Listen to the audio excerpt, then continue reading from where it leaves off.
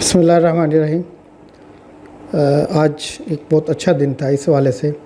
کہ آج ایک ایسے پروگرام میں شریک تھا جہاں ڈاکٹر امجد ثاقب صاحب مہمان خصوصی تھے اور ان کی گفتگو سننے کا موقع ملا۔ پہلے بھی کئی مواقعوں پہ ان کو سننے کا موقع ملا، ان کے کام کو دیکھنے کا موقع ملا، تو سوچا کہ جو کچھ سنا، خاص طور پہ ان کے جو پروجیکٹس ہیں ویلفیئر کے اور ڈیولپمنٹ کے، اس کے حوالے سے آپ کو بھی تھوڑا انفارم کیا جائے کہ ان کی گفتگو میں کیا خاص پوائنٹس تھے۔ اگرچہ وہاں موقع نہیں تھا کہ ان کا انٹرویو ریکارڈ کیا جاتا، تو میں نے سوچا کہ جو چیزیں انہوں نے کہی ہیں اور میں نے سیکھی ہیں یا میں نے جانی ہیں وہ NGO ٹاکس کے جو ناظرین ہیں یا دوست ہیں ان تک پہنچائی جائے۔ بیسیکلی امجد ثاقب صاحب، آپ کو سب کو پتہ ہے کہ اخوت آرگنائزیشن ہے، اس کے بانی اور سربراہ ہیں۔ وہ آج ملتان میں تھے، Multan chamber of commerce industry میں، اور ایک یوں سمجھے کہ فنڈ ریزنگ کا ایک ایونٹ تھا۔ اس میں چیمبر کے پرانے صدور بھی تھے اور موجودہ کیبنٹ بھی تھی، اور انہوں نے ویلکم کیا، اور ڈاکٹر صاحب نے پھر اخوت کے پروگرام کے بارے میں لوگوں کو ڈیٹیل سے بریف کیا۔ اخوت کا ترانہ وہاں پہ لوگوں کو دکھایا گیا، تو اس کے کچھ چیدہ پوائنٹ جو میں سمجھتا ہوں کہ آپ کے ساتھ شیئر کرنا ضروری ہیں۔ یقیناً آپ بہت سارے لوگ مجھ سے بھی زیادہ جانتے ہوں گے ڈاکٹر صاحب کو بھی اور ان کے کام کو،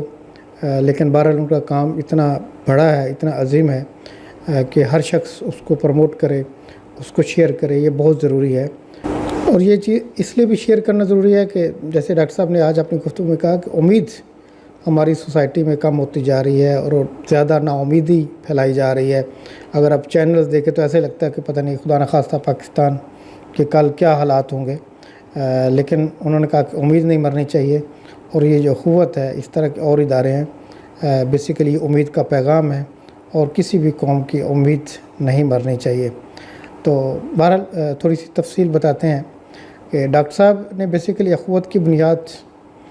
جب رکھی تو بہت چھوٹے پیمانے پہ، چھوٹے قرضے سے، یوں سمجھے کہ کسی خاتون کو سلائی مشینیں لے کے دے کے شروع کیں، اور انہوں نے اس سے کمایا اور وہ پیسے واپس کر دیے۔ تو یہ قرض حسن ماڈل میں کنورٹ ہوئی۔ قرض حسن یہ ہوتا ہے کہ یوں سمجھے کہ بلا سود لوگوں کو قرض دیا جاتا ہے، اس سے وہ کماتے ہیں، اور پھر وہ قرض جو ہے جتنا انہوں نے لیا تھا وہ واپس لوٹا دیا جاتا ہے۔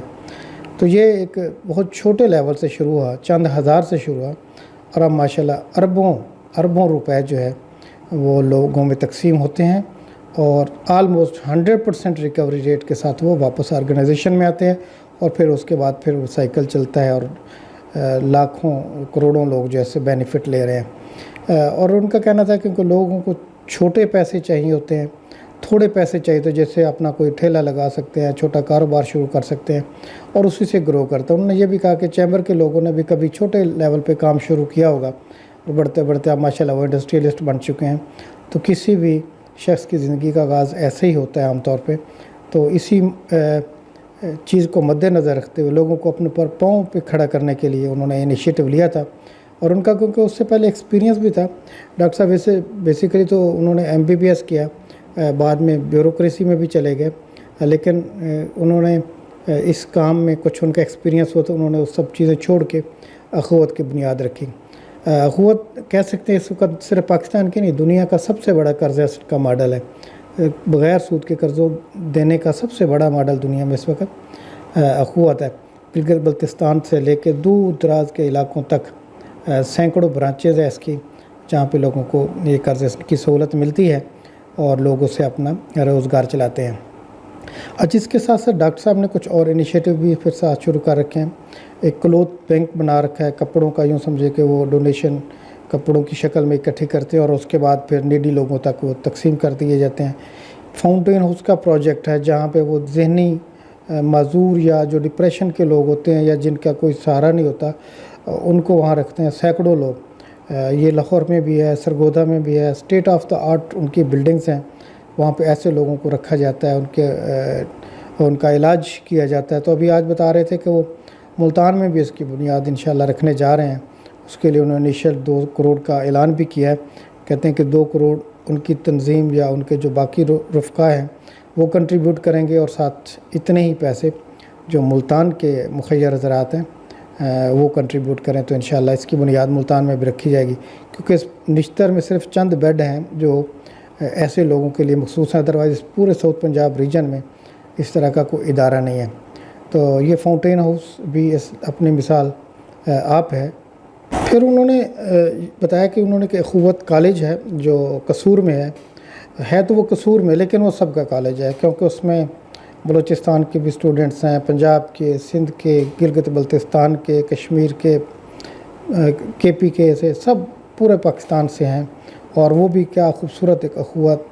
کا ماڈل ہے کہ وہ کہتے ہیں کہ جو ریزیڈنشیل رومز ہیں ان میں ایک بچہ ہر ریجن سے ہوگا، یعنی ایک کمرہ پورا پاکستان کی نمائندگی کر رہا ہوتا ہے۔ تو وہاں پہ فری تعلیم دے رہے ہیں، فری تعلیم۔ وہ کہتے ہیں کہ ایجوکیشن جو ہے کیوں ایسا ہو کہ جن کے پاس فی ہو وہ تو اچھے اداروں میں پڑھ سکیں، اور جن بچوں کے پاس فی نہیں ہے، پیسے نہیں ہیں، لیکن وہ ٹیلنٹڈ ہے، پڑھنا چاہتے ہیں، تو ان کو اس سے کو محروم رکھا جائے۔ تو اس نظریے کے تحت بھی انہوں نے یہ کام شروع کر رکھا ہے۔ انہوں نے بتایا کہ 50 کروڑ اکٹھا کرنا بڑا چیلنج تھا، تو انہوں نے ایک اینٹ بیچی، ایک اینٹ 1000 روپے کی، تو کسی نے 10 اینٹیں خریدی تو 10,000 روپے دیے۔ تو اس طرح کرتے کرے انہوں نے وہ ساری اینٹیں فروخت کی، اور وہ بلڈنگ اب ماشاءاللہ عظیم الشان بلڈنگ بن چکی ہے۔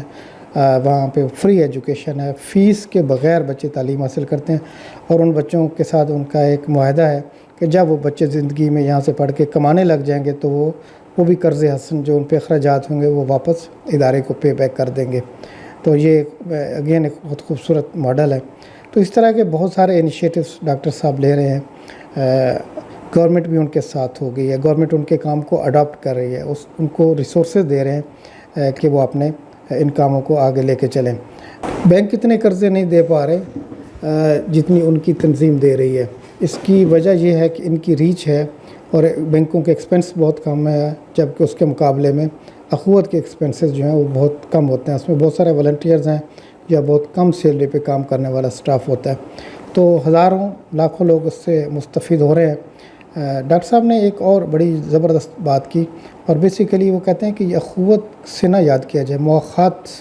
جو سیرت النبی سے لیا گیا ہے۔ جیسے ہم سب جانتے ہیں کہ جب نبی پاک صلی اللہ علیہ وسلم مکہ سے ہجرت کر کے مدینہ تشریف لے گئے تو وہاں پہ مواخات کا یہ عمل جو پہلی دفعہ اسٹیبلش ہوا کہ ایک مہاجر کو ایک انصاری نے اپنا بھائی بنا لیا، اور انہوں نے ان کو سپورٹ کرنا شروع کیا، تو اس سے سب جو مہاجرین کا مسئلہ تھا وہ حل ہو گیا۔ تو آج بھی اگر سوسائٹی میں لوگ ایک کھاتا پیتا گھر جو ہے کسی دوسری کمزور فیملی کو مواخات کے نظریہ کے تحت، اس فلسفے کے تحت اپنا بھائی بنا لے اور ان کی سپورٹ شروع کر دے، تو ہماری سوسائٹی جو ایک بہت خوبصورت سوسائٹی بن سکتی ہے۔ اگر آپ ایک بچوں کو پڑھا رہے ہیں، آپ اس سے فیس تو نہیں لے رہے، اپنے بچے کو پڑھاتے تو ایک بچہ اور بھی کسی کا پڑھا دے، اس سے کیا ہوگا کہ یہ مواخات کا عمل جو ہے یہ سلوشن ہے، یہ ایک ماڈل بن چکا ہے، یہ سسٹم بن چکا ہے، ٹیسٹڈ ماڈل ہے، اب ماشاءاللہ اس کے ثمرات ہیں، ہر شخص اس کو ریپلیکیٹ کرتا ہے، ہر شخص اس کا حصہ بن سکتا ہے۔ تو یہ ایک آج ڈاکٹر صاحب کی بات میں ایک اہم پوائنٹ تھا۔ پھر لوگوں نے یہ بھی سوال کیا کہ جی آپ مارکیٹنگ کرتے ہیں یا نہیں کرتے، یا لوگوں کو کام دکھاتے؟ ان کا جی بالکل پہلے ہی ایسا تھا کہ ہم اوائڈ کرتے تھے اور یہ سوچتے تھے کہ جو کام ہو رہا ہے لوگوں کو پتہ چل جائے گا، لیکن ہر چیز کی ایک مارکیٹنگ ہے، اس کا لوگوں تک پیغام پہنچانا بہت ضروری ہے تاکہ زیادہ سے زیادہ لوگ اس میں شامل ہو سکے، خیر کے کام میں شامل ہو سکے۔ تو اب مین اسٹریم میڈیا پہ بھی، اخبارات میں بھی، سوشل میڈیا پہ بھی وہ اپنے ان کاموں کے پروموشن کرتے ہیں تاکہ لوگ اس خیر کے کام میں حصہ بن سکیں۔ پھر وہ ایک اور سوال، وہ ایک لمحے جب لوگوں کو موٹیویٹ کر رہے تھے اور کہہ رہے تھے کہ یہ فاؤنٹین ہاؤس بنانا ہے ملتان میں، اس کے لیے کنٹریبیوٹ کریں اور باقی کاموں کے لیے، تو کہتے ہیں بس اب مانگنے کی عادت ہو گئی ہے، لیکن اللہ کا شکر ہے کہ ذاتی مفاد کے لیے نہیں مانگتے، خیر کے کام کے لیے مانگتے ہیں، تو اس پہ بھی فخر محسوس کرتے ہیں، اللہ کا شکر ادا کرتے ہیں۔